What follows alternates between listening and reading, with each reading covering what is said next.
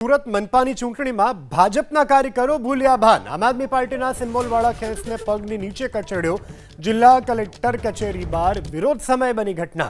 આપના ઉમેદવારના સમર્થનમાં આવેલા ગોપાલ ઇટાલિયાની સામે વિરોધ કરવામાં આવ્યો। જે રીતે દ્રશ્યોમાં પણ જોઈ શકાય છે, સુરત ભાજપના કાર્યકરો દ્વારા આમ આદમી પાર્ટીના સિમ્બોલવાળા ખેસને પગ નીચે કચેડવામાં આવ્યો। જિલ્લા કલેક્ટરની કચેરી બહાર જ આ સમગ્ર ઘટના બનવા પામી।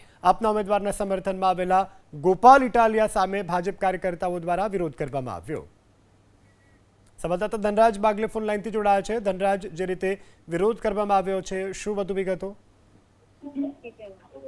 જી બિલકુલ, ભાજપના કાર્યકર્તાઓ ભાન ભૂલ્યા હતા। જે પ્રમાણે સુરત મહાનગરપાલિકાની ચૂંટણીને લઈને ઉમેદવારો ફોર્મ ભરવા આવ્યા હતા, ત્યારે ભાજપના કાર્યકર્તા અને આપના કાર્યકર્તાઓ આમને સામને આવી ગયા હતા અને તૂતુ મેમે જેવી ઘટના પણ બનવા પામી હતી। પરંતુ અતિશયોક્તિ ત્યાં દેખાઈ હતી જ્યારે એક કાર્યકર્તાના ગળામાંથી ખેસ કાઢીને તેને જમીન ઉપર ફેંકીને તેના ઉપર પગ નાખીને કચડવામાં આવ્યો હતો।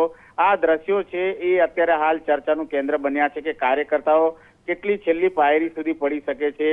આમને સામને સૂત્રોચ્ચાર કરવામાં આવ્યા હતા, બોલાચાલી કરવામાં આવી હતી, ત્યાં સુધી તો ઠીક હતું, પરંતુ આ રીતે જે રીતે પાર્ટીનો ધ્વજ હોય છે અને પાર્ટીના જે કેસ હોય છે એને આ પ્રમાણે પગ નીચે કચડીને વિરોધ બતાવો જેને લઈને અત્યારે ચર્ચા ઉઠવા પામી છે। જો કે આ પ્રમાણેનો વિરોધ ના હોઈ શકે, વિરોધાભાસ જરૂર હોઈ શકે છે, મનમાં મનભેદ જરૂર હોઈ શકે છે, પરંતુ આ રીતે કાર્યકર્તાઓ છે એકબીજા સાથે જે રીતે બોલાચાલી કરીને અપમાનિત કરવાની ઘટના જે બનવા પામી હતી, ત્યારે આ દ્રશ્યો છે સોશિયલ મીડિયામાં જબરદસ્ત વાયરલ થયો છે।